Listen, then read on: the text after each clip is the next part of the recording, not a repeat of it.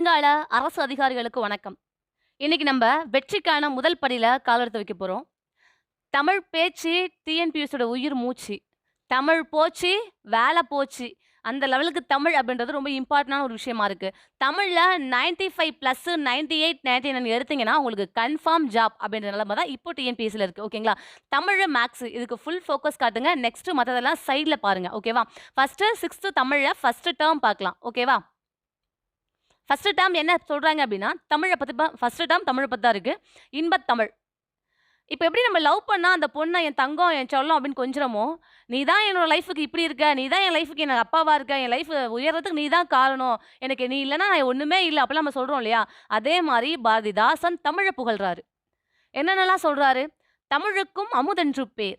அந்தத் தமிழ் இன்பத் தமிழ் எங்கள் உயிருக்கு நேர்.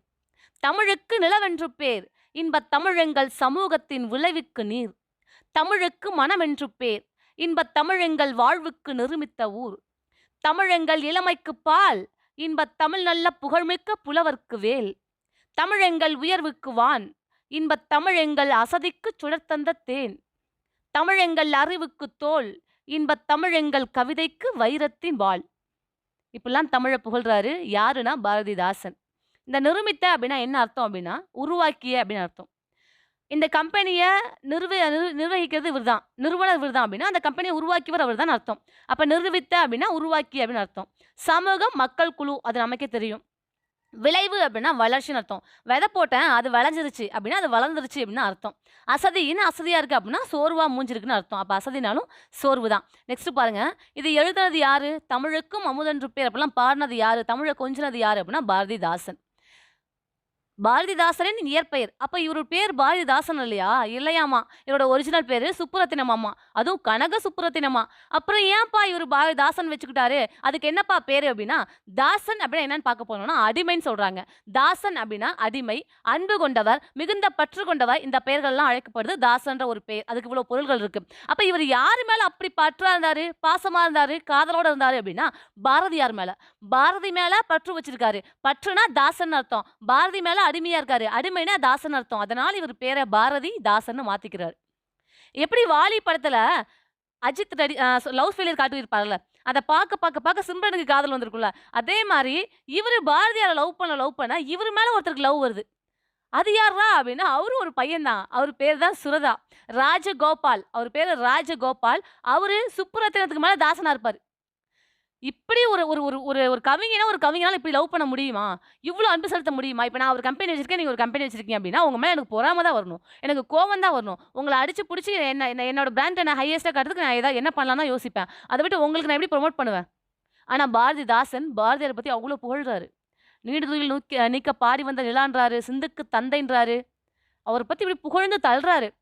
அப்ப எப்படி ஒரு ஒரு கவிஞனால இன்னொரு கவிஞன் இந்த அளவுக்கு அன்பு செய்ய முடியுதுன்ட்டு, இவர் அதுவும் இவரோட புரட்சிகரமான கருத்துக்களும் ரொம்ப ஈர்க்கப்படுறாரு ராஜகோபால். அதனால ராஜகோபாலும் தன்னோட பேர, "நான் வந்து பாரதிதாசன லவ் பண்றேன். அவரோட ஒரிஜினல் பேர் என்ன? சுப்புரத்தினம். அதனால நான் சுப்பு ரத்தினத்துக்கு மேல தாசனா இருக்கேன். சுப்பு ரத்தின தாசன். சுப்புக்கு சு, ரத்தினத்துக்கு ரா, தாசனுக்கு தா. அதான் சுரதா." அப்ப சுரதாவோட இயற்பெயர் என்னன்னா ராஜகோபால். அவர் எதுக்கு சுரதான்னு பேர் வச்சாருன்னா, சுப்பு ரத்தின தாசன் என்பதன் சுருக்கம் தான் சுரதா. ஓகேவா? இப்ப திருப்பி நம்ம பாடத்துக்குள்ள வருவோம். இப்ப யார பத்தி நம்ம பார்க்க போறோம்? பாரதிதாசன பத்தி. பார்த்தாச்சு. இயற்பெயர் சுப்புரத்தினம்னு சொல்லிட்டு. அவரு தான் பேர மாத்திக்கிட்டார்ல. அவரே ஆசைப்பட்டு மாத்திக்கிட்டாரு. அதனால நம்மளும் பாரதிதாசன்னே சொல்லிடுவோம்.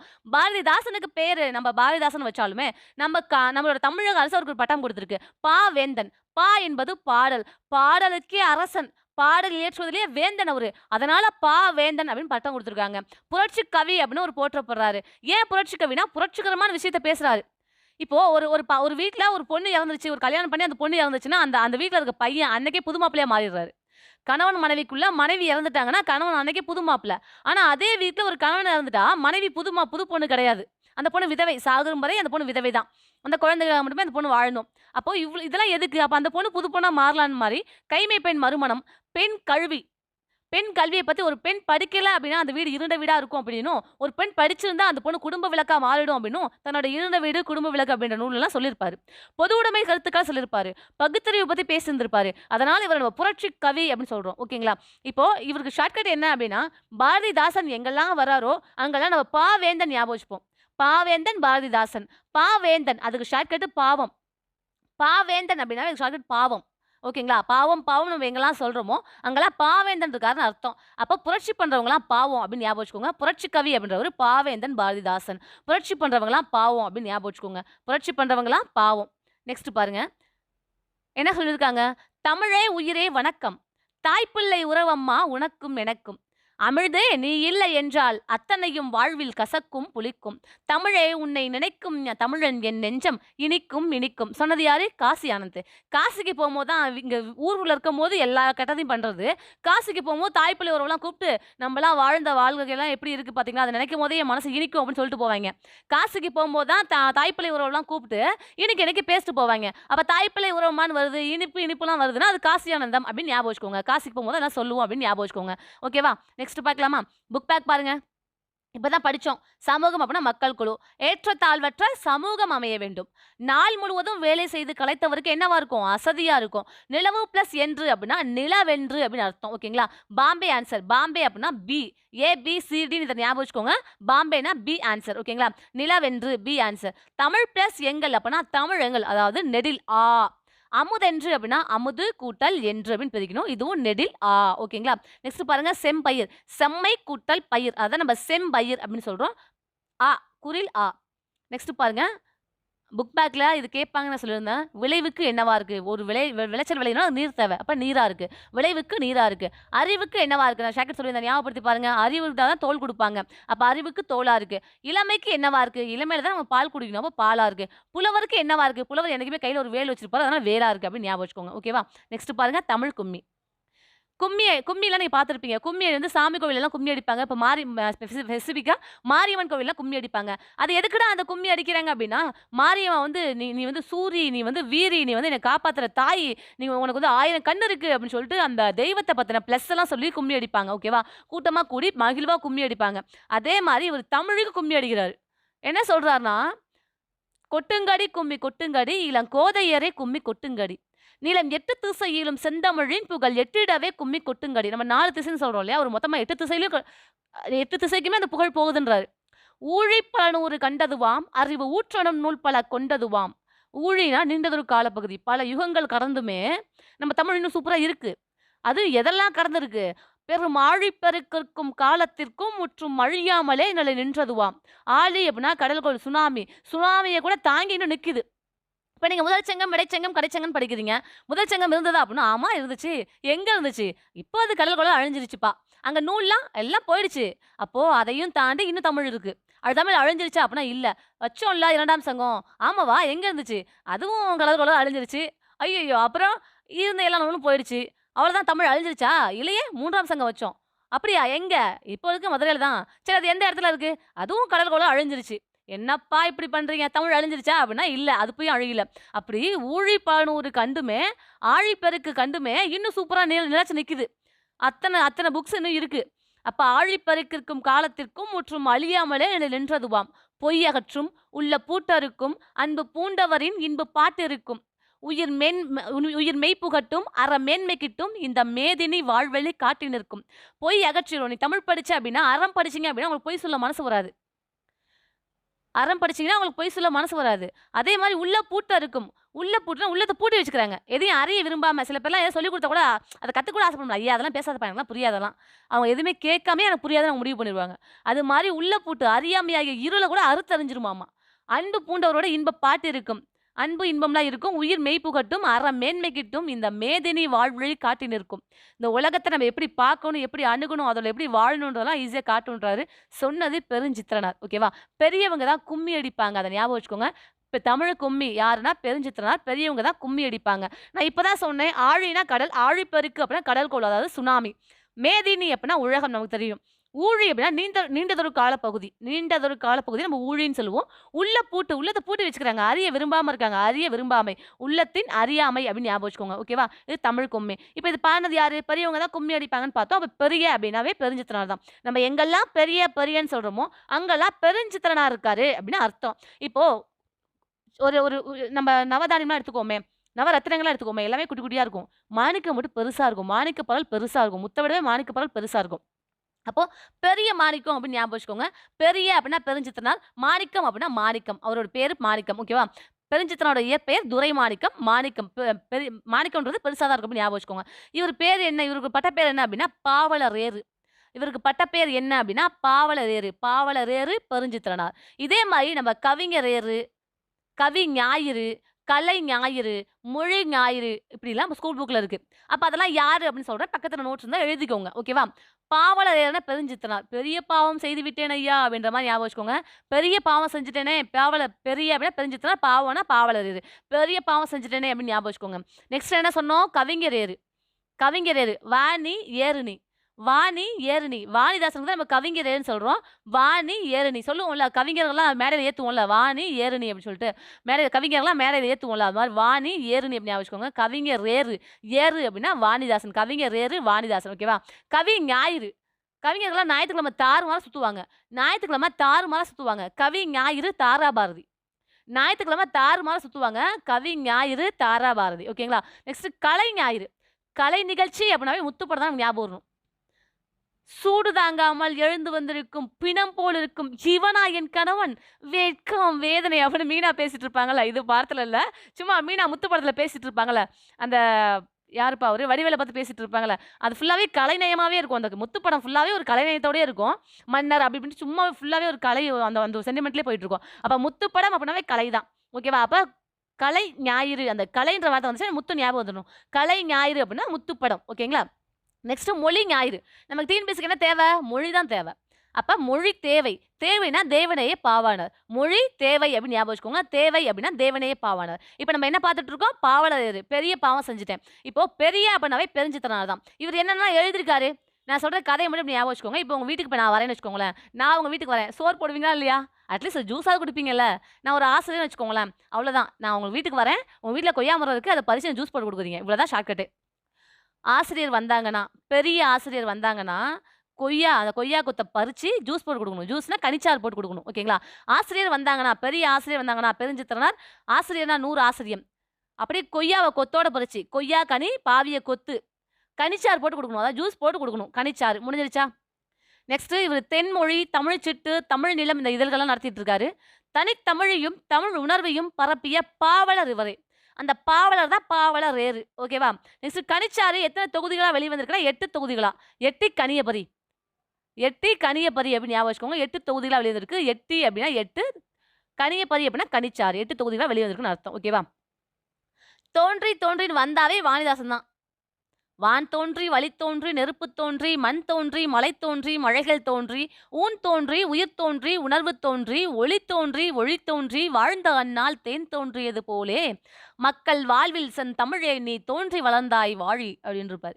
சொன்னது யாரு? வாணிதாசன். தோன்றி தோன்றி வாணி அப்படின்னு ஞாபகம் வச்சுக்கோங்க.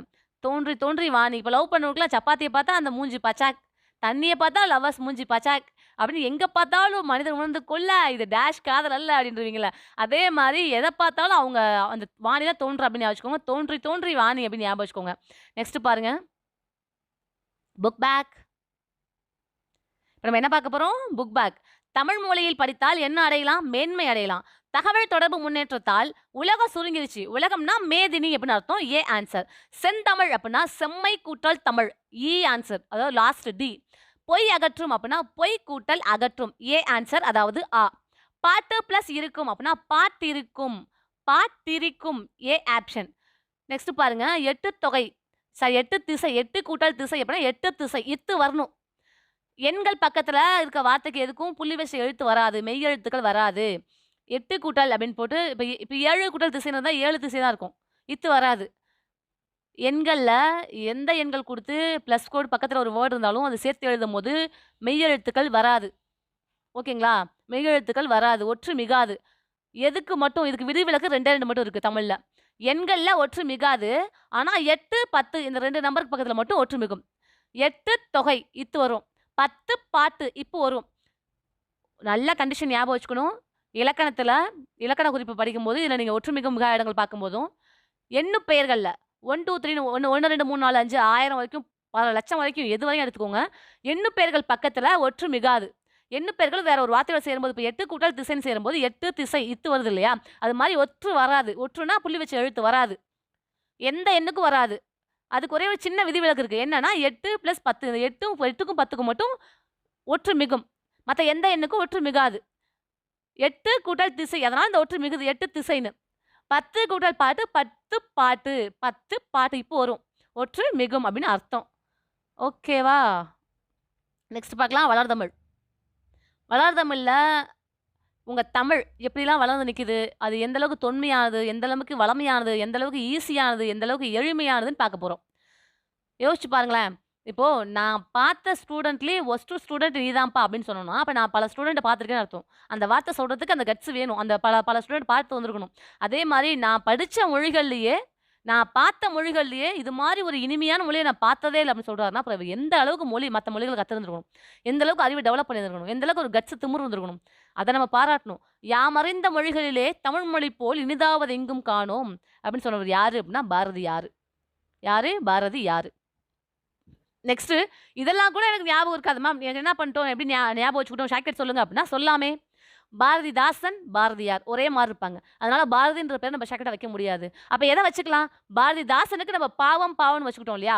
வேந்தன் பாரதிதாசன். அதனால நம்ம பாவம், பாவம்ன்னு வச்சுக்கிட்டோம். அதே மாரி பாரதியாருக்கு நம்ம யாரு, யாருன்னு வைக்க போறோம். எப்பல்லாம் நான் யாரு, யாரு அப்படின்றனோ, அப்பல்லாம் அங்க பாரதியாரு இருக்காருன்னு அர்த்தம். இப்ப இந்த இடத்துல என்ன வச்சுக்கலாம் அப்படின்னா, "என்று பிறந்தவள் என்று உணர முடியாத இயல்பினலாம் எங்கள் தாய்" அப்படின்றது சொன்னது யாருன்னா, பாரதியாரு. இப்போ இந்தியா எப்போ சுதந்திரம் வாங்குனுச்சு?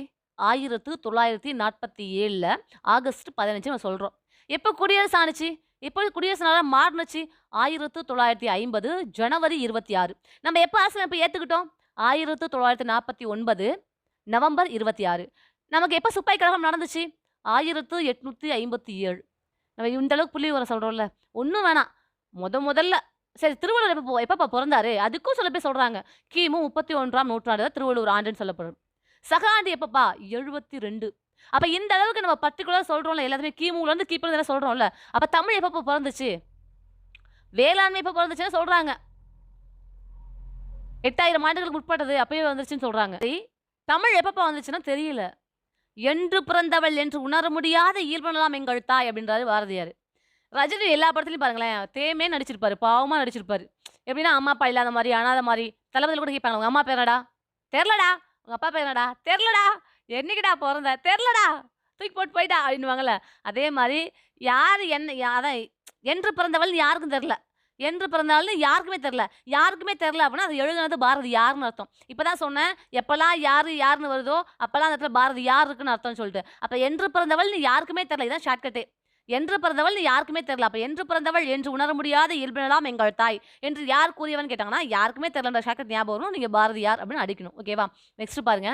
இப்போ இப்போ நம்ம ஒரு கிளாஸ் ஸ்டார்ட் பண்ணியிருக்கோம். இந்த கிளாஸ்ல ஃபர்ஸ்ட்டு எல்லாருமே ஓப்பனா பேச விட்டுட்டேன். நெறைய பேர் அத மிஸ்யூஸ் பண்ணிக்கிறீங்க. அதனால நான் சேட்ட க்ளோஸ் பண்றேன். நெக்ஸ்ட் சேட்ட க்ளோஸ் பண்ணியும் நெறைய பேர் கால் பண்ணிக்கிறீங்க. அதனால அதையும் ரெஸ்ட்ரிக்ஷன் பண்றேன். அப்போ ஃபர்ஸ்ட்டு நம்ம குரூப்ப ஸ்டார்ட் பண்றோம். ஃபர்ஸ்ட்டு லிபரலா விட்டுர்றோம். அதுக்கப்புறமா தான் கண்டிஷன்ஸ்லாம் நெறைய வருது. நீங்க தப்பு பண்ண. அதே மாரி தான் ஃபர்ஸ்ட்டு இலக்கியம் தமிழ்ல எல்லாருமே படைக்க ஆரம்பிச்சாங்க. எல்லாம் கச்சா முச்சான்னு இஷ்டத்துக்கு பண்ண ஆரம்பிச்சாங்க. அதனால அதுல ஒரு ரெஸ்ட்ரிக்ஷன் வந்துச்சு. இலக்கணத்துக்கு கட்டுப்பட்டு, யாப்புகளுக்கு கட்டுப்பட்டு தான் ஒரு கவிதை எழுதணும். அப்பலாம் கொண்டு வந்தாங்க. ஓகேவா? அத பின்னாட்கள்ல பாரதியார் உடைச்சு எறிஞ்சாருன்னா பார்த்துருப்போம். ஃபர்ஸ்ட்டு இலக்கணத்துக்கு வாங்க. இலக்கணத்துக்கு வாங்க. இலக்கணம் அப்படின்றது ரெஸ்ட்ரிக்ஷன். இதுதான் கட்டுப்பாடுகள். இது சம்மந்தமா இத வச்சு தான் நமக்கு எழுதணும். தமிழ் 5 இலக்கணம். எழுத்து, சொல், பொருள், யாப்பு, அணி இதுக்கெல்லாம் கட்டுப்பட்டு தான் ஒரு கவிதை எழுதணும் அப்படின்றது வருது. அப்ப நமக்கு கிடைச்ச பழமையான நூல் எது? தொல்காப்பியம். அது என்ன நூல்? இலக்கண நூல். நமக்கு கிடைச்ச மிக பழமையான நூலே ஒரு தொல்காப்பியம். அதுவும் ஒரு இலக்கண நூல். இப்ப தான் பார்த்தோம்.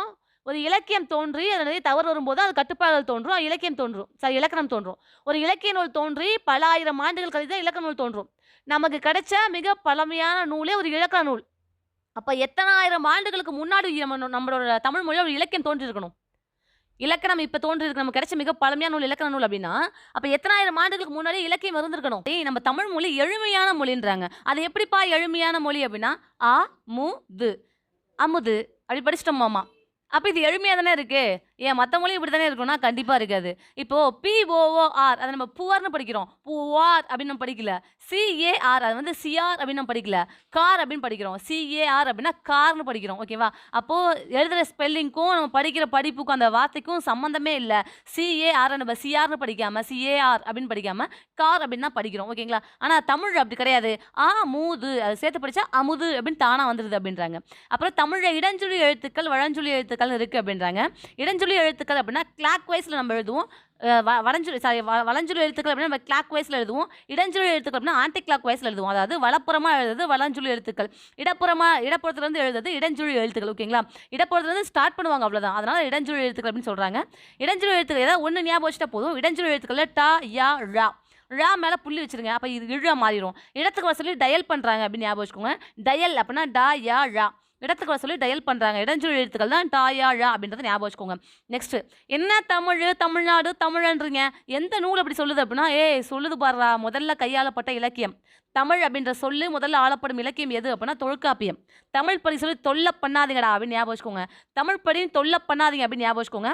தமிழன் கிளவையும் அதனோடற்றை அப்படின்னு சொல்கிறது தொல்காப்பியம். தமிழ் அப்படின்ற வார்த்தை வந்துச்சுனாவே அது தொல்காப்பியம் தான் அப்படின்னு ஞாபகம் வச்சுக்கோங்க. தமிழ் படி சொல்லி தொல்லை பண்ணுறாங்க அப்படின்றத ஞாபகம் வச்சுக்கோங்க. தமிழ்நாடு அப்படின்னா சிலப்பதிகாரம் வஞ்சிக்காண்டத்தில் தமிழ்நாடு அப்படின்ற வார்த்தை இருக்குது. அது எப்படி அப்படின்னா, இமிழ்கடல் வேலியை தமிழ்நாடு ஆக்கிய இது நீ கருதினையாயின். அது சொல்கிறது வஞ்சிக்காண்டத்தில், சிலப்பதிகாரத்தில் வஞ்சிக்காண்டத்தில். ஓகேங்களா? சிலப்பதிகாரத்தில் புகார் காண்டம், வஞ்சிக்காண்டம், மதுரை காண்டம் வச்சுருப்பாங்க. அதில் வஞ்சிக்காண்டத்தில் தமிழ்நாடு அப்படின்னு தெளிவாக கொடுத்துருக்காங்க அப்படின்றாங்க. இப்போது நல்ல மனுஷன் தான் அவர், சின்ன வயசுலேருந்தே நடிச்சிட்டு வந்தார் சிலம்பரசன். சிம்புன்னு சொல்கிறோம். ஆனால் தமிழ்நாட்டில் மட்டும்தான் அவரை வஞ்சிக்கிறோம். சிலம்பரசனை தமிழ்நாட்டில் வஞ்சிக்கிறாங்க. சிலம்பரசன் அப்படின்னா சிலப்பதிகாரம், தமிழ்நாட்டில் வஞ்சிக்கிறாங்க அப்படின்னா தமிழ்நாடு அப்படின்ற வார்த்தை வஞ்சிக்காண்டத்தில் தான் இருக்குது அப்படின்னு அர்த்தம். ஓகேங்களா? நெக்ஸ்ட் தமிழன் பாருங்கள். அப்பர் தேவாரத்தில் இருக்குன்றாங்க. தமிழன் அப்படின்ற வார்த்தை அப்பர் தேவாரத்தில் இருக்குன்றாங்க. இது எப்படி? அது என்ன தேவாரம் அப்படின்னா முதலாம் திருமுறை. இப்போ நம்ம படிக்கிறப்பயே நீங்கள் என்னம்மா படிக்கிற அப்படின்னா 1ஆவதுலேருந்து 5th வரைக்கும் தொடக்க கல்வி அப்படின்னு சொல்லுவாங்க, தொடக்கப்பள்ளின்னு சொல்லுவாங்க. 1ஆவதுலேருந்து 5ஆவது வரைக்கும். 6 to 8 இடைநிலை பள்ளின்னு சொல்லுவாங்க.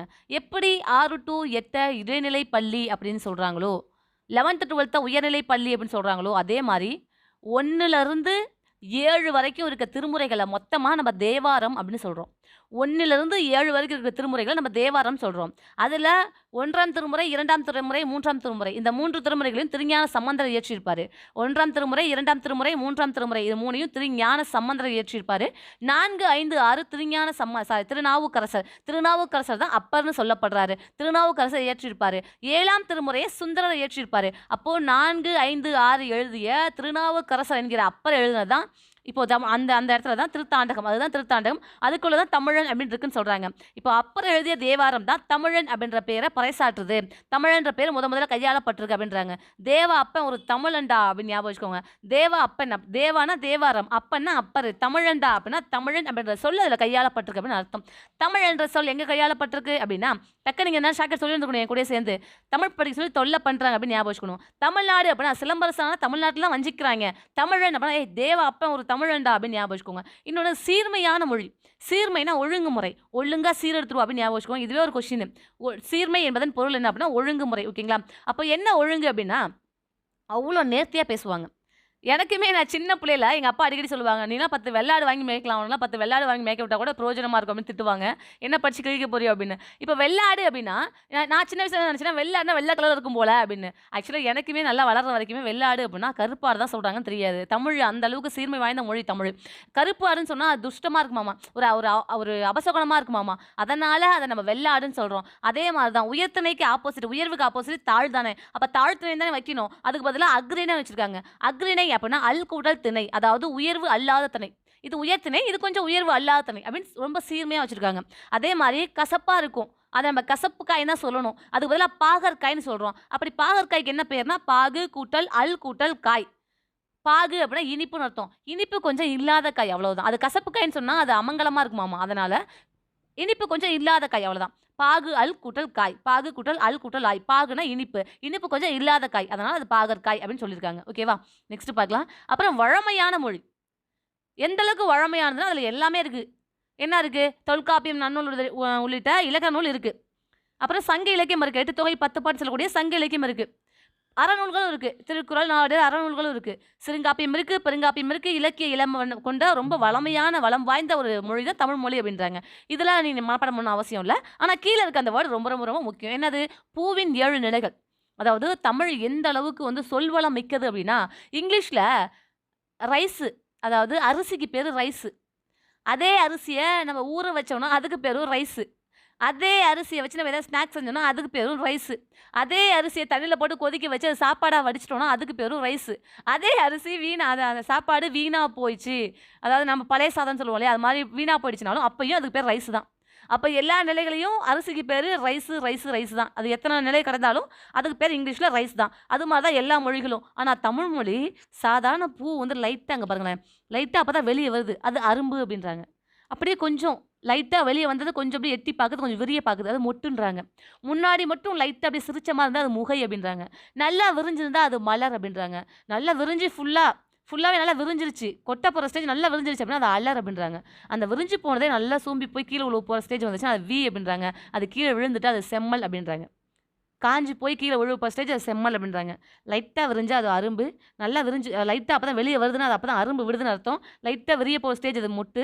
கொஞ்சம் விரிஞ்சிருக்கு முன்னாடி மட்டும் அப்படின்னா அது முகை. கொஞ்சம் நல்லா விரிஞ்சிருந்து நல்லா மலர்ந்திருந்துச்சுன்னா அது மலர் அப்படின்னும். நல்லா ஃபுல்லாவே மலர்ந்து உதிர போற ஸ்டேஜ் நல்லா மலர போகுது. ஃபுல்லாவே மலர்ந்து வந்துச்சுன்னா அது அலர் அப்படின்றாங்க. அதுவே லைட்டா காஞ்சு போயிடுச்சு, காஞ்சு போன நிலைக்கெல்லாம் போயிடுச்சுன்னா அது வி அப்படின்றாங்க. காஞ்சு கீழயே விழுக போகுது அப்படின்னா அது செம்மல் அப்படின்றாங்க. அரும்பாகி மொட்டாகி அப்படின்னு ஒரு பாட்டு இருக்கும்ல. அத ஞாபகம் வச்சுக்கோங்க. இனிமே அந்த பாட்டு உங்களுக்கு ஞாபகம் வரக்கூடாது. இப்ப நான் என்ன பாட்டு பாடுறேனோ, அதான் உங்களுக்கு ஞாபகம் வரணும். அரும்பாகி, மொட்டாகி, முகையாகி, மலராகி, அலராகி, வீணாகி. செம்மையா இருக்குல்ல பாட்டு? இந்த செம்மையா இருக்குல்ல அப்டின்னா, செம்மல் அப்டின்னு அர்த்தம். அரும்பாகி, மொட்டாகி, முகையாகி அப்டின்னா அரும்பு, மொட்டு, முகை. மலராகி, அலராகி, வீணாகி, மலர், அலர், வி. செம்மையா இருக்குல்ல பாட்டு? அப்டின்னா செம்மல். மொத்தம் 7 நிலைகள் இருக்கு அப்படின்னு அர்த்தம். ஓகேங்களா? பூவி நிலைகள் எத்தன அப்படின்னா 7 நிலைகள். ஓகேவா? நெக்ஸ்ட் பார்க்கலாம். மா அப்படின்ற சொல்லுக்கு என்னென்னலாம் பொருள் இருக்கு? அதாவது ஒரே எழுத்து ஒரு பழச்சொல்லையும் தரும். பல சொல் சேர்ந்து ஒரே ஒரு எழுத்தையும் குறிக்கும் அப்படின்றாங்க. இங்க மா அப்படின்ற சொல்லு என்னென்னலாம் குறிக்குது அப்படின்னா, மா மரம் அப்படின்னு பார்த்திருப்போம். அதிலேயே மா இருக்கு. மா மரம். விலங்கு எல்லாமே மா அப்படின்னு தான் கத்தும். அதனால விலங்குக்கு மா ஓகே தான். மா மரம் அப்படின்னா மாமரம். அது மா ஓகே தான். அப்ப பெரிய அப்படின்னா மாநாடு, மாநகரம் அப்படின்னா பெரிய நகரம் அப்படின்னு அர்த்தம். அப்ப மா அப்படின்னா பெரிய அப்படின்னு அர்த்தம். இப்ப நெக்ஸ்ட்டுக்கு தான் நம்ம ஷார்ட்கட் பார்க்க போறோம். ஓகேவா? அழகா அறிவா ஒரு திருமகள அழைச்சு வயலுக்கு வாமான்னு சொன்னோம்னா, அழகா அறிவா ஒரு திருமகள அழைச்சிட்டு வயலுக்கு வந்தோம்னா, சொல்லுவோம்ல இந்த இந்த இந்த பொண்ணு தொட்ட இடம்லாம் பொன்னா விளங்கும். நீ வந்து மண்ண தொட்டா கூட அது பவுனா மாறும். நீ எத தொட்டாலும் பொன்னா மாறும் அப்படின்னு சொல்லுவாங்கல்ல. அத ஞாபகம் வச்சுக்கோங்க. அழகா அறிவா திருமகள அழகா அறிவா ஒரு திருமகள வயலுக்கு அழைச்சிட்டு வந்தோம்னா, சிறு துகள்ல இருக்க வண்டு கூட மேன்மை அடைஞ்சிரும். சிறு துகள்ல இருக்க வண்டு கூட மேன்மை அடைஞ்சிரும். துகள் அளவுக்கு இருக்க வண்டு கூட மேன்மை அடைஞ்சிரும். திருப்பி ஷார்ட்கட் சொல்றேன் பாருங்க. அழகா அறிவா அழகு அறிவு. திருமகள வயலுக்கு அழைச்சிட்டு வந்தோம்னா, திருமகள் வயல். அழைச்சிட்டு வந்தோம்னா அப்படின்னா அழைத்தல். துகள் அளவுக்கு இருக்க வண்டு கூட துகள் அளவு. வண்டு கூட அப்படின்னா வண்டு. மேன்மை அடைஞ்சிரும்னா மேன்மை. இதுல எல்லாமே வந்துருச்சா? மான்னா மாமரம், விலங்குலாம் மா அப்படின்னு தான் கத்தும். மா அப்படின்னாவே பெரிய அது நமக்கு தெரியும். மாநகரம் இதெல்லாம் பெரியன்னு தெரியும். அப்போ இதுக்கு எல்லாத்துக்கும் சேர்த்து ஒரே ஷார்ட்கட் மத்ததுக்கெல்லாம் சேர்த்து ஒரே ஷார்ட்கட் என்னன்னா, அழகா அறிவா திருமகள வயலுக்கு அழைச்சிட்டு வந்தா, சிறிய துகள் அளவுக்கு இருக்கக்கூடிய வண்டு கூட மேன்மை அடைஞ்சிரும். அதான் ஷார்ட்கட். நெக்ஸ்ட் பாருங்க. வளர்மொழி. தமிழுக்கு முத்தமிழ் அப்படின்ற சிறப்பு பெயர் இருக்கு. முத்தமிழ்னா என்ன? இயல், இசை, நாடகம். அந்த இயல், இசை, நாடகத்தோட வேலை என்ன அப்படின்னா, இயல் தமிழ் என்ன பண்ணும்னா, எண்ணத்தை வெளிப்படுத்தும். இயல்பான எண்ணம் அப்படின்னு ஞாபகம் வச்சுக்கோங்க. இசைத்தமிழ் அப்படின்றது உள்ளத்தை மகிழ்விக்கும். உண்மையா நீங்க கஷ்டமா இருந்தீங்கன்னா, ஒரு சோகமான சாங் போட்டா நீங்களும் அப்படி சோகமா மாறிடுவீங்க. "போனி போ" அப்படின்னு பாட்டு போட்டு அப்படியே நம்ம சோகமா மாறிடுவோம். ஓகேவா? அட்ரா அட்ரா நாக்கு மூக்கு அப்படின்னு நம்ம எவ்வளோதான் இதா இருந்தாலும் டக்குனு நம்மளுக்கே தெரியாம நம்ம உடம்புல டான்ஸ் ஆட ஆரம்பிக்கும். அப்ப நம்ம பாடல் நமக்கு என்ன வேணா நம்ம உள்ளத்தை மகிழ்விக்கும் அப்படின்றாங்க. நெக்ஸ்ட் நாடகத்தமிழ் என்ன பண்ணுவோம்னா, நாடகத்துல அவன் நடிக்கிறானே தெரியும். ஆனாலும் நம்ம டென்ஷன் ஆகும். "அறிவு இருக்கா? நீ ஏன்டி அங்க போன?" அப்படின்னுவாங்க. இல்ல யாராவது இறக்க போற ஸ்டேஜ் ஐசியூல இருக்காங்கன்னா, அப்படி நமக்கு தன்னை மீறி ஏதாவது சென்டிமெண்டா பேசும்போது கண்ணு தண்ணி வந்துரும். இதெல்லாம் உணர்வோட கலந்தது. அப்ப நாடகத்தமிழ் அப்படின்றது உணர்வோட கலந்தது அப்படின்னு ஞாபகம் வச்சுக்கோங்க. மத்தது எதுவும் இல்ல. கீழ பாருங்க. இங்க பாருங்க. தாவர இலைப்பெயர்கள் இருக்கா? இத நீங்க படிக்கும்போது சேர்த்து தான் படிக்கணும். ஏன்னா இது நம்ம ஃபுல்லா அன்றாட வாழ்வில நம்ம யூஸ் பண்ணிட்டு இருக்கக்கூடிய வேர்ட். இதுக்கெல்லாம் ஷார்ட்கட் தேவையில்ல. ஏன் தேவையில்ல அப்படின்னா, நம்ம பேசும்போது அப்படிதான் பேசிட்டு இருக்கோம். ஓரளவுக்காவது நம்ம தமிழ் பேசுறோம் அப்படின்றதுக்கு இது ஒரு அடையாளம். கடைக்கு போனோனே கொத்தமல்லி குடுங்கன்னு கேட்போம். ஓகேங்களா? மல்லி தழை குடுங்க கொஞ்சம் அப்படின்னு கேட்போம். மல்லி தழை குடுங்க. அப்ப மல்லியோட இலைக்கு பேர் தழை. அத நம்ம யூஸ் பண்றது தான். மாப்பழா வாழை அப்படின்னு சொல்லக்கூடிய மாப்பழா வாழை. எதுக்கு சொல்லுவோம்? நம்ம முக்கனின்னு சொல்லுவோம். அந்த முக்கனிக்கு நம்ம இலை தான் சொல்றோம். ஓகேவா? ஆள் அரசு இலை தான். அகத்திக்கீரை, பசலைக்கீரை, முருங்கைக்கீரை. படிக்கும்போது நீங்க சேர்த்து தான் படிக்கணும். அகத்திக்கீரை, பசலைக்கீரை, முருங்கைக்கீரை.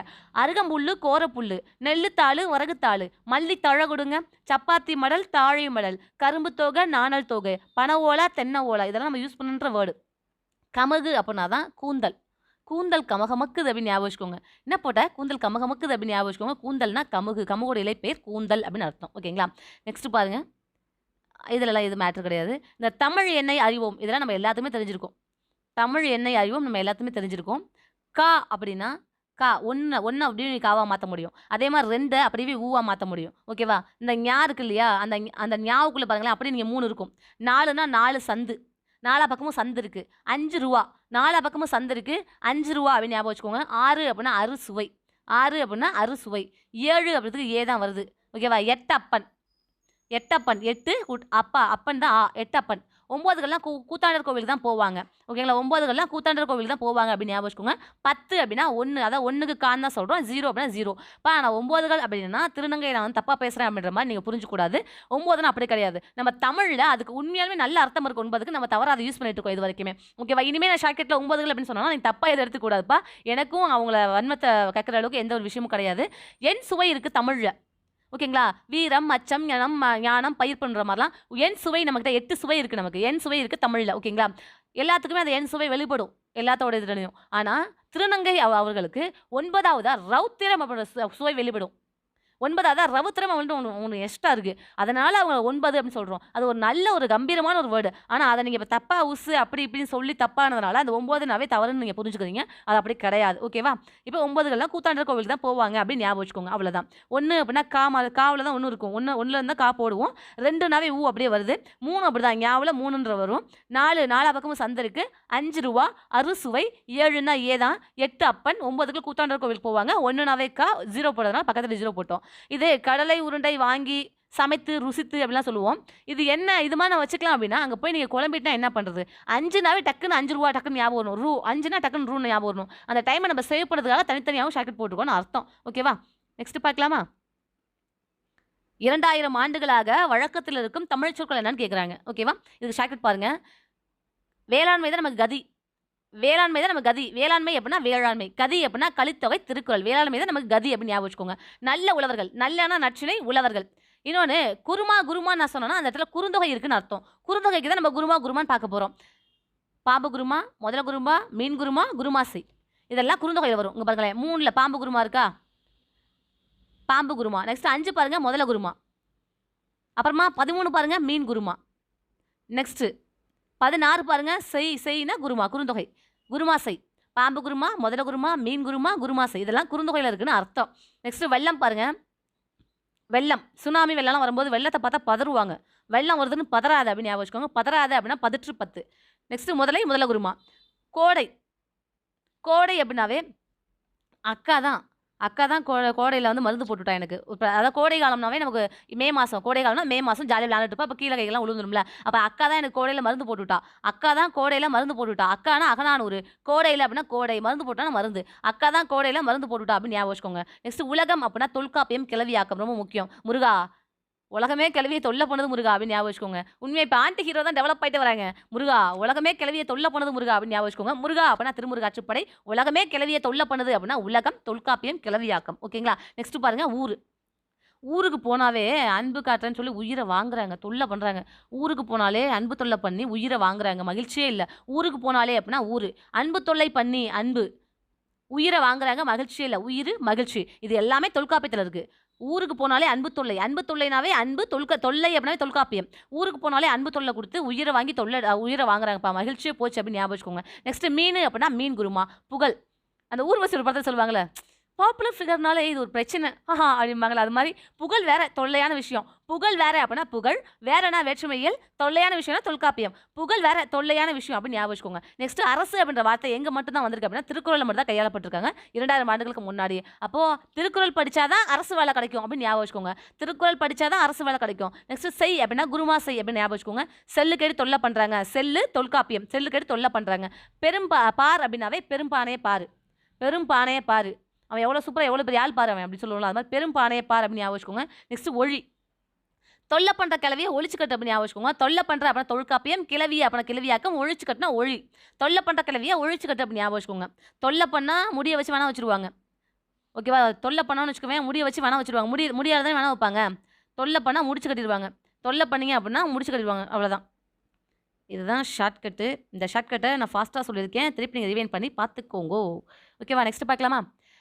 இப்போலாம் ட்ரெண்டிங் இப்போலாம் வந்து முன்னெல்லாம் நான் படிக்கும்போது ஸ்கூல்ல ஹாப்பி பர்த்டே டு யூ அப்படின்னு பாடுவாங்க. பட் இப்போலாம் கொஞ்சம் முன்னேறி பரவால்ல. எல்லா ஸ்கூல்லயும் கூட கவர்மெண்ட் ஸ்கூல்ல கூட நீண்ட நீண்ட காலம் நீ நீண்டு வாழ வேண்டும் அந்த சாங் பாடுறாங்க. பட் அந்த சாங்க்கு உரிமையானவர் யாரு? சொந்தக்காரர் யாரு? அப்படின்னா அறிவுமதி. உண்மையா நம்மகிட்ட அறிவு இருந்தா தான் நம்மள மதிச்சு பர்த்டே விஷ் கூட பண்ணுவாங்க. அறிவு இருந்தா தான் பர்த்டே விஷ் கூட பண்ணுவாங்க அப்படின்னு ஞாபகம் வச்சுக்கோங்க. அறிவுமதி தான் பர்த்டே விஷ் அதாவது பிறந்தநாள் வாழ்த்துக்கள். அறிவு இருந்தா தான் பிறந்தநாள் வாழ்த்துக்கள் சொல்லுவாங்க அப்படின்னு ஞாபகம் வச்சுக்கோங்க. ஓகேவா? நெக்ஸ்ட் பார்க்கலாம். Book back. என்ன பார்க்க போறோம்? Book back. டோரா புஜ்ஜி மாரி இப்ப நம்ம எங்க போறோம்? அப்படின்ற மாரி என்ன பார்க்க போறோம்? Book back. தொன்மை என்னும் சொல்லின் பொருள் என்ன அப்படின்னா, பழமை. அதாவது பாம்பே ஆன்சர். இடப்புறம் அப்படின்றது இடது கூட்டல் புறம் அப்படின்னு தான் வந்திருக்கணும். பட் அது இதுல இல்ல. அப்ப இதுல எதுவுமே ஆன்சர் கிடையாது. தயவுசெய்து யாராவது சொல்றாங்கன்னு சொல்லிட்டு மாத்தி போட்டு வச்சுறாதீங்க. இடப்புறம் அப்படின்னா, இடப்புறம் அப்படின்னா இடது கூட்டல் புறம் அப்படின்னு தான் வந்திருக்கணும். ஓகேவா? நெக்ஸ்ட் பாருங்க. சீரிளமை அப்படின்னா, சீர்மை கூட்டல் இளமை. சீரிளமை அப்படின்னா சீர்மை கூட்டல் இளமை மட்டும் தான் கரெக்டான ஆன்சர். பாம்பே. நெக்ஸ்ட் சிலம்பு கூட்டல் அதிகாரம். அது சிலம்பதிகாரம் தான் வந்திருக்கணும். ஆனா சிலப்பதிகாரம்னு வந்திருக்கு. என்ன அர்த்தம்னா முன்னின்று மெய்த்திரிதல் விதியின்படி. முன்னின்ற மெய்த்திரிதல் விதியின்படி. இப்பு அந்த இம்மு இப்பா மாறி இருக்கு. ஓகேங்களா? முன்னின்ற மெய்த்திரிதல் விதியின்படி இப்பு அப்படின்றது இம்மு அப்படின்றது இப்பா மாறி இருக்கு. சிலப்பதிகாரம் அப்படின்னு சொல்லியிருக்கோம். நம்ம இலக்கணம் பார்க்கும்போது இதெல்லாம் டீட்டெயிலாக சூப்பராக பார்ப்போம். அதை பற்றி நீங்கள் கவலைப்படாதீங்க. நெக்ஸ்ட் கணினி கூட்டல் தமிழ், கணினி தமிழ். பாம்பே ஆன்சர். தமிழ் மொழி போல் இனிதாவது எங்கும் காணோம் அப்படின்னு சொன்னது யாரு அப்படின்னா பாரதி. யாரு? மா என்னும் சொல்லின் பொருள் இப்போ தான் பார்த்தோம். விலங்குகள்லாம் மா அப்படின்னு தான் கத்தும். அப்போ விலங்கு. நெக்ஸ்ட் பாருங்க. கனவு பலித்தது. இது சும்மா ஜாலிக்கு எழுதியிருப்பாங்க. பட் இதுதான் நமக்கு மேட்ரு. கனவு பலித்தது. யாரோட கனவுலாம் பலித்தது? இப்போ சயின்டிஸ்ட் எவ்வளோ பேர் வந்திருந்தாலுமே இதுக்கு முன்னாடி தமிழ்லேயே நிறைய கொடுத்துருக்காங்க. சங்க இலக்கியங்களே நிறைய சொல்லியிருக்கு. நிறைய சயின்ஸை பற்றி பறைசாற்றுறோம். என்ன அப்படின்னா நிலம், நீர், நெருப்பு, காற்று, ஆகாயம் என்னும் 5ம் கலந்தது தான் இந்த உலகம் அப்படின்ற அறிவியல் உண்மையை ஃபர்ஸ்ட் சொன்னது யாரு அப்படின்னா தொல்காப்பியத்தில் தொல்காப்பியர் சொல்லியிருக்காரு. ஓகேவா? இப்போ தொல்காப்பியம் அப்படின்னாலே ஃபர்ஸ்ட் நமக்கு ஒரு 5 விஷயம் ஞாபகம் வரணும். எப்பெல்லாம் தொல்காப்பியம் அப்படின்னா அந்த 5 நிமிஷம் ஞாபகம் வந்துடணும். என்னன்னா பஞ்சபூதங்கள், 6 அறிவு. பஞ்சபூதங்களை பற்றி சொன்னாலும் சரி 5 பூதங்கள், 6 அறிவு, மூவிடம், இரு திணை, ஐம்பாலு, வழுநிலா, வளாநிலா இது எல்லாமே தொல்காப்பியத்தை சொல்லியிருக்காங்க. அப்போ இதில் இந்த எந்த கொஸ்டின் கேட்டாலும் நீங்கள் தொல்காப்பியம் ஆன்சர் பண்ணணும். என்ன 5 பூதம், 6 அறிவு, ஐம்பாலு, மூவிடம், இரு திணை, வழுநிலை, வளாநிலை இது எல்லாமே தொல்காப்பியத்தில் சொல்லியிருக்காங்கன்னு அர்த்தம் சொல்லியிருக்காங்க. ஓகேங்களா? அதனால இதில் எது கேட்டாலுமே தொல்காப்பியம் அடிக்க. பஞ்சபூதம் பற்றி சொல்லக்கூடிய நூல் எதுன்னு கேட்டால் தொல்காப்பியம். மூவிடம் பற்றி சொல்லக்கூடிய நூல் எதுன்னு கேட்டால் தொல்காப்பியம்.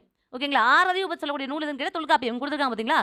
அதே மாதிரி உலக உயிர்களை ஓரறிவு முதல் 6 அறிவு வரைக்கும் வகைப்படுத்திருக்காங்கன்னு சொல்லியிருக்காங்களா? கரெக்டா? நெக்ஸ்ட் போலாமா? நெக்ஸ்ட் கடல் நீர் ஆவியாகி இப்போ கடல் நீர் ஆவியாகுது, மேகமாகுது, குளிர்ந்து திரும்பி மழையா பெய்யுது. எங்கே மழையா பெய்யுது? திருப்பி அதே கடல் தான். அந்த கடல் திரும்பி வெயில் அடிக்குது, மேகமாகுது, ஆவியாகுது, மேகத்துக்கு போகுது, திருப்பி அது குளிர்ந்து மழையா பெய்யுது. இந்த நீர் சுழற்சியை பற்றி சொல்லக்கூடியது பல நூல்கள். அதில் ரொம்ப முக்கியம் காரணம் இருப்பது. பட் இதில் நிறைய நூல் எந்தெந்த நூல்லாம் வந்து நீர் சுழற்சியை பற்றியும் மலை சுழற்சியை பற்றி சொல்லுது அப்படின்னா முல்லைப்பாட்டு, பரிபாடல், திருக்குறள், கார்நாற்பது, திருப்பாவை. இதெல்லாம் எந்த அறிவியல் உண்மை சொல்லுதுன்னா மழைநீர் ஆவியாகி மேகமாகும் அப்படின்ற செய்தியை சொல்லுதுன்னு அர்த்தம். ஓகேங்களா? இதுக்கெல்லாம் ஷார்ட்கட் வேணும் அப்படின்னு நினச்சிங்கன்னா இந்த ஷார்ட்கட் போட்டுக்கோங்க. திமுக பற்றி பேசினா மழையே வந்துடும். திமுக. தி அப்படின்னா திருக்குறள், மு அப்படின்னா முல்லைப்பாட்டு, க அப்படின்னா கார்நாற்பது. திமுக பத்தி பேசினா ப அப்படின்னா பரிபாடல், தி அப்படின்னா திருப்பாவை. திமுக பத்தி பேசினா மழையே வந்துடும் அப்படின்னு ஞாபகம் வச்சுக்கோங்க. நெக்ஸ்ட் பாருங்க. இப்போ நான் ஒரு பேக் வச்சிருக்கேன். அந்த பேக்ல 10 ட்ரெஸ் தான் போட முடியும் அப்படின்னா நான் ஒரு 15 ட்ரெஸ் கூட அழுத்தி வைக்க முடியும். ஓகேங்களா? இதே ஒரு பலூன் இருக்கு. அந்த பலூனை கொஞ்சம் கொஞ்சமாக முக்கி ஊத முடியும். அந்த பலூன் கொஞ்சம் விரிவடையும். அது இப்போ அதை கூட வேண்டாம். உங்கள் வீட்டில் எல்லா வீட்லையும் கேஸ் இருக்கும் இல்லையா? அதுவே அழுத்தப்பட்ட வாயு தான். அங்கே கேஸை அழுத்தி வைக்க முடியும். ஓகேங்களா? அது மாதிரி காற்றை கூட அழுத்த முடியும். திடப்பொருட்களை அழுத்த முடியும். ஆனால் நீர் அழுத்த முடியாது. 1 லிட்டர் தான் ஒரு வாட்டர் கேன் தண்ணி ஊற்ற முடியும்னா 1 லிட்டருக்கு மேலே ஒரே ஒரு சொட்டு ஊற்றினா கூட அது அமர்ந்து உள்ளே போகாது. வெளியே தான் வலிஞ்சு போகும். அப்போ தண்ணீர் அப்படின்றது அமுக்கவே முடியாது அப்படின்ற உண்மையை யார் சொன்னாங்கன்னா ஔவையார். திரவப் பொருட்களை எவ்வளவு அழுத்தினாலும் அவற்றின் அளவை சுருக்க முடியாது அப்படின்ற அறிவியல் கருத்தை சொன்னது யாரு அப்படின்னா ஔவையார். என்ன சொல்லியிருக்காங்க? ஆழ அமுக்கி முகப்பினும் ஆழ்கடல் நீர் நாளி முகவாது நாளி அப்படின்னு சொல்லியிருக்காங்க. ஓகேவா? இப்போ இதுக்கு என்ன ஷார்ட்கட் அப்படின்னா இது சொன்னது ஔவையார். நம்ம ஷார்ட்கட்டில் எப்பெல்லாம் ஔவையார்னு வருதோ அப்போல்லாம் நம்ம கிளவி அப்படின்னு சொல்லுவோம். ஓகே, நம்ம கிளவி தானேப்பா சொல்லிக்கலாம், தப்பு இல்லை. அப்போது கிளவி ஆள் அமுக்கு அப்படின்னு ஞாபகம் வச்சுக்கோங்க. கிளவியை ஆள் அமுக்கு அப்படின்னு ஞாபகம் வச்சுக்கோங்க. ஓகேவா? கிளவிய ஆள அமுக்கு அப்படின்னா கிளவினா ஔவையார், ஆள் அமுக்குனா ஆள் அமுக்கி முகப்பினும் அப்படின்ற கோட்டிங் வேர்டு. ஓகேவா? நெக்ஸ்ட் பாருங்க. இந்த பாக்ஸ்லாம் அப்பயே பார்க்கலாம். ஃபர்ஸ்ட் இந்த பொருள் பார்க்கலாம். போர்க்களத்தில் மார்பிள் புண்படுவது இயல்பு தான். ஆமாம், கரெக்டு தான். சண்டைன்னு வந்தா 4 சட்டை கிழிய தானப்பா செய்யும் அப்படின்ற மாரி, வீரர் ஒருவரின் காயத்தை வெண்ணிற ஊசியால் தைத்த செய்தி பதிற்று பத்துல குறிப்பிட்டிருக்காங்க. அப்ப ஊசி அப்படின்ற வார்த்தை வந்துச்சுனாலே அந்த இடத்துல நீங்க பதிற்று பத்துன்ற ஞாபகம் வந்துரணும். அதே மாரி சுறாமீன் தாக்கியதால் ஏற்பட்ட புண்ணை, சுறாமீன் தாக்கிட்டு போயிடுச்சு அப்படியே சதை தொங்கி கீழ விழுவும். அந்த இடத்துல நரம்புனால தச்சிருப்பாங்க. அந்த செய்திய சொல்லக்கூடிய நூல் எதுனா நற்றிணை. நல்லா ஞாபகம் வச்சுக்கோங்க. ஊசி அப்படின்ற வார்த்தை வந்துச்சுன்னா அது பதிற்று பத்து. நரம்புன்னு வந்தா நற்றிணை. நல்ல நரம்பு அப்படின்னு ஞாபகம் வச்சுக்கோங்க. நற்றிணைனா நல்ல நல்ல நரம்பு அப்படின்னு ஞாபகம் வச்சுக்கோங்க. அதே மாரி ஊசிய பார்த்தா பதறுது. ஊசிய பார்த்தா பதறுது. ஊசி அப்படின்னா பதிற்று பத்து. ஊசிய பார்த்தா பதறுது. நரம்புனாவே நற்றிணை நல்ல நரம்பு அப்படின்னு ஞாபகம் வச்சுக்கோங்க. இதுல என்ன தெரியுதுன்னா, அறுவை சிகிச்சை அதாவது அப்பவே ஆப்ரேஷன்லாம் பண்ணியிருக்காங்கடா எங்க முன்னோர்கள் அப்படின்றது சொல்லுது. நெக்ஸ்ட் பாருங்க. கலிலியோ கலிலி இருக்கார் இல்லையா? அறிவியல் அறிஞர். இப்போ பிறந்து செத்து போனார் இல்லையா? 1600களில் கலிலியோ கலிலி. அவரு யாரோட வச்சு ஒப்பிடப்படுறாருன்னா கபிலரோட. அவர் இப்பதான் தொலைநோக்கியெல்லாம் கண்டுபிடிச்சு தொலைவில் இருக்கும் பொருளை கோட்டமடைய செய்ய முடியும்னு சொன்னாரு. ஆனா அப்பவே திருவள்ளுவர் மாலையிலே நம்ம கபிலர் சொல்லிட்டு போயிட்டாரு அப்படின்னு சொல்றாங்க. இப்போ இந்த பாக்ஸ்க்கு வருவோமா? நம்ம ஃபர்ஸ்டே பார்த்தோம். பஞ்சபூதங்களை பற்றி சொல்றது யாரு அப்படின்னா தொல்காப்பியம். பஞ்சபூதமும் தொல்லை பண்ணுது அப்படின்னு ஞாபகம் சொன்னேன். நிலம், தீ, நீர், வளி விசும்போடு ஐந்தும் கலந்த மயக்கமாதலின் இந்த உலகம் அப்படின்னு சொல்றது தொல்காப்பியம். கடல் நீர் முகந்த கமஞ்சூல் எழிலி. கடல் நீர் அதான் நீர் மேகமாகி ஆவியாகும்னு சொன்னோம் இல்லையா? அது கார் நாற்பதுன்னு சொன்னோம் இல்லையா? கடல் நீரில் தான் போய் காரை கழுவணும் அப்படின்னு ஞாபகம் வச்சுக்கோங்க. கடல் நீரில் தான் போய் காலை கழுவணும். கடல் நீரில் தான் போய் காலை கழுவணும் அப்படின்னு ஞாபகம் வச்சுக்கோங்க. நெக்ஸ்ட் பாருங்க. நடு வெள்ளூசி. ஊசின்ற வார்த்தை வந்துச்சுன்னா ஐயோ ஊசியை பார்த்தா பதறுது அப்படின்னு ஞாபகம் சொன்னோம். பதிற்று பத்து. கோட்சுரா எரிந்தன சுருங்கிய நரம்பின். நரம்புன்ற வார்த்தை வந்துச்சுனாவே நல்ல நரம்பு. நல்ல கோட்டு சுட்டு அப்படின்னு ஞாபகம் வச்சுக்கோங்க. கோட்சுரா. கோட்சுரான்ற வார்த்தை வந்துச்சுனாவே நற்றினை தான் நல்ல கோட்டு சுட்டு அப்படின்னு ஞாபகம் வச்சுக்கோங்க. நெக்ஸ்ட் பார்க்கலாமா? திருவள்ளுவர் மாலை தான் பார்த்தோமே. திணையளவு போதா சிறுபுல் நீர் நீண்ட பனையளவு காட்டும். குட்டி அந்த தொலைநோக்கியை வச்சு மிகப்பெரிய இடத்த கூட பார்க்க முடியும். தொலைவில் இருக்க பொருளை கூட பார்க்க முடியும் அப்படின்னு நம்ம இப்போ தான் கலிலியோ கலிலியை கண்டுபிடிச்சாரு. ஆனால் அதே மாதிரி அப்போவே கபிலர் எப்படி திருக்குறளுக்கு ஊமைப்படுத்திருக்காரு. நம்ம காலையில் எழுந்துச்சி காட்டுக்கு போனோம் அப்படின்னா காட்டில் அந்த புல்லு மேலாம் சின்ன சின்ன பனித்துளி இருக்கும். அந்த பனித்துளியில் பக்கத்தில் இருக்க பனைமரம் ஃபுல்லாக தெரியும். எப்படி அந்த குட்டி பனித்துளியில் அவ்வளோ பெரிய பனைமரமே தெரியுதோ அதே மாதிரி குட்டி 2 அடிகளில் இவ்வளோ பெரிய கருத்தை சொல்லிட்டே சாமி அப்படின்ற மாதிரி திருவள்ளுவர் சொல்லுவார். கபிலர் பாராட்டியிருப்பார் திருவள்ளுவர் மாலையில். திருவள்ளுவர் மாலை அப்படின்றது தனியால் எழுதுனது கிடையாது. 53 புலவர்கள் 55 பாடல் எழுதியிருப்பாங்க. ஓகேவா? அதில் ஒரு புலவன் தான் இந்த கபிலர். அது மாதிரி தமிழில் பயின்ற அந்த அளவுக்கு தமிழில் நிறைய விஷயம் இருக்குப்பா. தமிழில் படித்து எவ்வளோ பெரிய அறிஞர்கள் உருவாயிருக்காங்க தெரியுமா? அதில் யார் யார் அப்படின்னா நம்ம அப்துல் கலாம் ஐயா, மயில்சாமி அண்ணாதுரை ஐயா, நம்ம இப்போ இருக்கக்கூடிய 9வது தலைவர் சிவன். இப்போ 10வது ஆள் மாறிட்டாரு. 9வது இருந்தக்கூடிய சிவன். ஓகேவா? நெக்ஸ்ட் பார்க்கலாமா? முதல் இயல் முடிக்க போகிறோம். தமிழ் எழுத்துக்களின் வகையும் தொகையும். நம்ம ஃபஸ்ட்டே பார்த்துருக்கோம். தமிழ் எழுத்துக்கள் மொத்தம் தமிழ் மொழியில் மொத்தம் 5 வகையான இலக்கணம் இருக்குது. இலக்கணம் 5 வகைப்படும். என்ன? எழுத்து, சொல், பொருள், யாப்பு, அணி. இது குழந்தை கூட தெரியும். எழுத்துனா என்ன அப்படின்னா நம்ம என்ன ஒளி வடிவமாக இருக்கோ அது அப்படியே வரி வடிவமாக எழுதுறோம். அதான் எழுத்து. இங்கே வா அப்படி நான் கூப்பிடுறேன். அது சவுண்டு, அது ஒலி. அதுவே நான் வரியாக எழுதுன கீழே இங்கே வா அப்படின்னு எழுதுனோன்னா அது எழுத்து. அவ்வளோதான். எதை நம்ம ஒலியாக சொல்கிறோமோ அதை வரியாக எழுதணும்னா அதான் எழுத்துன்னு சொல்கிறோம். நெக்ஸ்ட் அதில் உயிரெழுத்து மைய எழுத்துன்னு 2 பிரிக்கிறோம். ஓகேவா? உயிரெழுத்து அப்படின்னா கா ஞா சா அந்த சொல்லுவோம்ல ஆ இ கி இதெல்லாம் வந்து உயிரெழுத்து அப்படின்றோம். ஆ இ உலாம் உயிரெழுத்து. நெக்ஸ்ட் மைய எழுத்து அப்படின்னு அந்த உயிரெழுத்து தான் 12. ஓகேவா? மெய் எழுத்து 18. ஈக்கு இஞ்சிலேருந்து ஆரம்பிச்சு இன்னு வரைக்கும். ஓகேவா? உயிரெழுத்து 12, மெய் எழுத்து 18. இந்த அதுலேயும் உயிரெழுத்துலையும் குறுகி ஒழிச்சா அது குரில் அப்படின்னும் நீண்டு ஒழிச்சா அது நெடில் அப்படின்னு நம்ம சொல்லுவோம். ஓகேவா? அது மாதிரி குறில் எழுத்துக்கள் மொத்தம் எத்தனை இருக்குன்னா 5. நெடில் எழுத்துக்கள் மொத்தம் எத்தனை இருக்குன்னா 7 இருக்கு. ஓகேவா? என்னப்பா ஐயே அவுலாம் நெடிலில் போட்டு வச்சிருக்கீங்க அப்படின்னா ஆமாப்பா. ஆ கூட்டல் இ இந்த 2 குறியில் சேர்ந்தா ஐ உருவாயிருக்கு. ஓகேவா? ஆ கூட்டல் ஊ இது 2 சேர்ந்தா அவு உருவாயிருக்கு. அப்போ 2 குறில் சேர்ந்தாவே அது நெடில் தானேப்பா. அவ்வளோதான் நெடில். மொத்தம் நெடில் 7 எழுத்துக்கள். ஓகேவா? நெக்ஸ்ட் பார்ப்போம். குரில் குறுகி ஒழிச்சா குரில், நீண்டு ஒழிச்சா நெடில். அவ்வளோதான். இதுக்கு மாத்திரை. குறிலுக்கு 1 மாத்திரை, நெடிலுக்கு 2 மாத்திரை. அந்த நெடில் ஃபஸ்ட்டே சொல்லிட்டேன். ஐ அப்படின்றது எப்படி வந்துச்சு? ஆ கூட்டல் இ ஆ கூட்டல் இ சேர்ந்து ஐ அப்படின்னு உருவானுச்சு. 2 குறிலுக்கு 1 மாத்திரை தான். 2 குறில் சேர்ந்ததுனால தான் நெடில் வந்துச்சு. அப்போ அது 2 மாத்திரை அப்படின்னு ஞாபகம் வச்சுக்கணும். ஓகேவா? நெக்ஸ்ட் மெய் எழுத்துக்கள். இக்கிலேருந்து ஆரம்பித்து இன்னும் வரைக்கும் மெய் எழுத்துக்கள். எப்படி நம்ம எழுத்துக்கள் ஃபஸ்ட்டு உயிரெழுத்து மெய் எழுத்துன்னு பிரித்தோம். அந்த உயிரெழுத்தில் எப்படி நம்ம குறில் நெடில் பிரித்தோமோ அதே மாதிரி மெய் எழுத்துக்கள் 3 வகையாக பிரிக்கிறோம். மெல்லினம், இடையினம், வல்லினம். வல்லினம், மெல்லினம், இடையினம்னு பிரிக்கிறோம். வல்லினம் அப்படின்றது தோல்லேருந்து மார்பிலேருந்து அப்படியே உறக்க வர்றதா வல்லினம். கா ஞா கா சா டா தா பா ரா அப்படின்னு சொல்லி உறக்க சொல்லுவோம். இக்கு இச்சு இட்டு இத்து இப்பு இரு கசட தபர அதான் வல்லினம். அதே மாதிரி மெல்லினம் அப்படின்னா மெல்லிசா வரும். அப்படியே மெல்லிய மூக்கில் ஒரு மெல்லிய மூக்கு ஞாபகம் வச்சுக்கோங்க. மூக்குலேருந்து பிறக்கும் அது. என்னது? எங்கு, இச்சு, இன்னு, இந்து, இப்பு, இன்னு இது எல்லாமே சொல்லும் போதே நம்ம மூக்கு அடைக்கும் பாருங்களேன். இங்கு ஞன நம்மன ஞெஞன்னா நமன. சொல்லுங்களேன் மூக்க அடைச்சிட்டு. முடியாது. மூக்கால மட்டும் தான் பொறக்கும். நெக்ஸ்ட் இடையினம். எறல, வரல. எறல, வழல. இதெல்லாம் இடையினம். இது உங்களுக்கு தெரியாத ஆளே கிடையாது. இது சின்ன வயசுலேருந்து நம்ம எல்லாம் பார்த்துருப்போம். நெக்ஸ்ட் பாருங்க. இது வல்லின எழுத்துக்கள் வன்மையா ஒலிக்கும். அதனால வல்லின எழுத்துக்கள்னு சொல்றோம். இது மென்மையா ஒலிக்கும். அதனால மெல்லின எழுத்துக்கள்னு சொல்றோம். இது வல்லினமும் இல்லாம, மெல்லினமும் இல்லாம அதுக்கு இடையில இருக்கும். ஓகேவா? இது சொல்ல முடியாது. சாஃப்ட்டும் இல்லாம, ஹார்டும் இல்லாம நடுவுல இருக்கிறதுனால அது இடையினம் அப்படின்னு சொல்றோம். ஓகேவா? நெக்ஸ்ட் உயிர்மெய் எழுத்துக்கள். உயிரெழுத்தும் மெய் எழுத்தும் இணைவதால் உயிர்மெய் எழுத்துக்கள் பிறக்கிறது. இக்கு குஸ்டல் ஆ. இக்கு மெய் எழுத்து, ஆ உயிரெழுத்து. 2ம் இக், ஆ, இக், ஆ, கா வந்ததா? அப்ப உயிரெழுத்தும் மெய் எழுத்தும் இணைவதால் உயிர்மெய் எழுத்து தோன்றுகிறது அப்படின்றாங்க. அவ்வளவுதான். புள்ளி வச்ச எழுத்துக்கு எத்தன மாத்திரை அப்டின்னா, ஆயுத எழுத்துக்கு எத்தன புள்ளி வச்ச எழுத்துக்கும் சரி, ஆயுத எழுத்துக்கும் சரி, மெய் எழுத்துக்கும் சரி, அரை மாத்திரை. மெய் எழுத்துக்கு அரை மாத்திரை, குறு எழுத்துக்கு 1 மாத்திரை, நெடில் எழுத்துக்கு 2 மாத்திரை. வெற்றிகரமாக முதல் இயல் முடித்து விட்டோம். 10த்ல முதல் இயல் முடித்து விட்டோம். ஓகேவா? இப்ப நம்ம 2வது இயல் பார்க்கலாம். நெக்ஸ்ட் கிளாஸ்ல 2வது இயல் பார்க்கலாம். Thank you. All the best. குட்டி குட்டி படியா, சிறுதுளி தான் பெருவெள்ளம். ஓகேங்களா? ஒண்ணு ஒண்ணா சேர்த்தா தான் நமக்கு 100 கிடைக்கும். தொடர்ந்து படிங்க. வெற்றிக்கான படிய நம்ம நோக்கி போயிட்டு இருக்கோம். ஆர்வமா படிங்க. வெறித்தனமா படிங்க. Thank you.